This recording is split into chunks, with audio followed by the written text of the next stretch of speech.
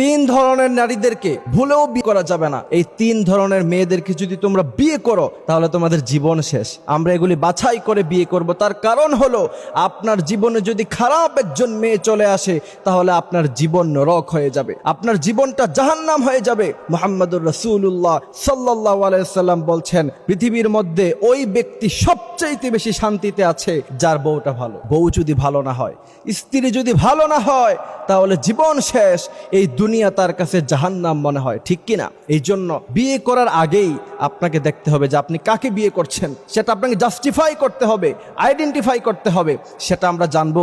ইমাম গাজ্জালী রাহমাতুল্লাহি আলাইহি তিনি একটি কিতাবের মধ্যে উল্লেখ করেছেন যে বিয়ের ক্ষেত্রে তিন ধরনের মেয়েদেরকে বাদ দিয়ে দিতে হবে, এদেরকে বিয়ে করা যাবে না। এখন বলবা যে হুজুর, তাহলে এদেরকে বিয়ে করবে কারা? আল্লাহ পাক কোরআনুল কারীমের মধ্যে স্পষ্ট বর্ণনা করেছেন, আল খাবিসাতু লিল খাবিসিন ওয়াত তাইয়িবাতু লিত তাইয়িবিন।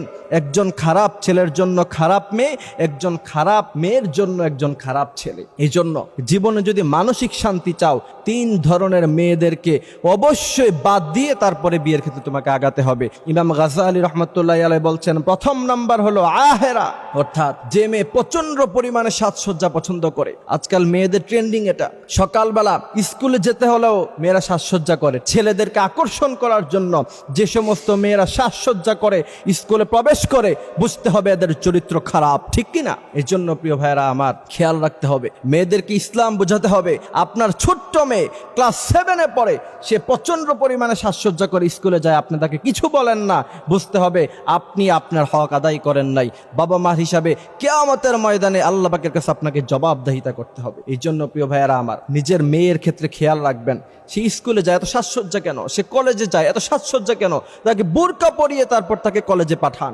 দেখবেন তার চরিত্রের হেফাজত হয়ে যাবে। ইমাম গাজ্জালী রাহমাতুল্লাহি আলাইহি বলছেন, দ্বিতীয় নাম্বার নাবিসা, অর্থাৎ যে মেয়ে প্রচন্ড পরিমাণে জিদি এবং অহংকারী কিছু মেয়ে আছে, মেয়েদের ক্ষেত্রে অহংকার মানায় না। আপনি যদি জিদি হন, সংসার করতে পারবেন না।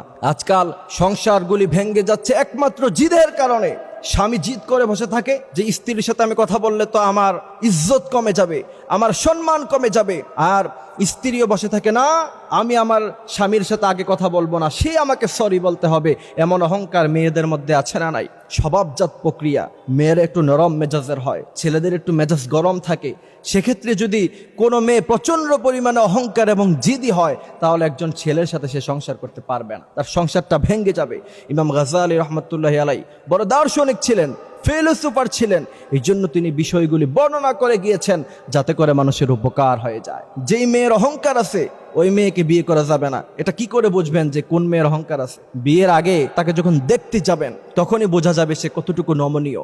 সে যদি আপনার চোখের দিকে তাকিয়ে কথা বলে তাহলে বুঝবেন যে এই মেয়ে তো নমনীয় না। এই জন্য প্রিয় ভাইরা আমার, আবার খেয়াল রাখতে হবে, পারিবারিকভাবে আপনি জিজ্ঞাসা করবেন যে মেয়েটা আসলে ভদ্র কিনা, তারপর তাকে বিয়ে করতে হবে। তৃতীয় নাম্বারে আসেন, যে মেয়ে প্রচুর পরিমাণে খরচ করে, আপনার এবিলিটি কম, প্রচন্ড পরিমাণে আপনি তাকে দিতে পারবেন না, খরচ আপনি করতে পারবেন না, তাহলে আপনি আপনার উপরে, আপনার থেকে আপার লেভেলে যে সমস্ত মেয়েরা আছে তাদেরকে বিয়ে করতে যাবেন না। কারণ হচ্ছে, একজন ছেলে থেকে মেয়ের পরিবারটা যদি একটু নিচু হয় তাহলে সংসারটা খুব সুন্দর হয়। আর যদি ছেলে থেকে মেয়ের পরিবার যদি আপার লেভেলের হয় তাহলে সংসার বেশি দিন টিকে না। এটা আপনি খোঁজ নিয়ে দেখবেন, তাহলে বুঝতে পারবেন। আল্লাহ সুবহানাহু ওয়া তাআলা আমাদেরকে এই কথাগুলি বোঝার তৌফিক দান করুক, আমিন।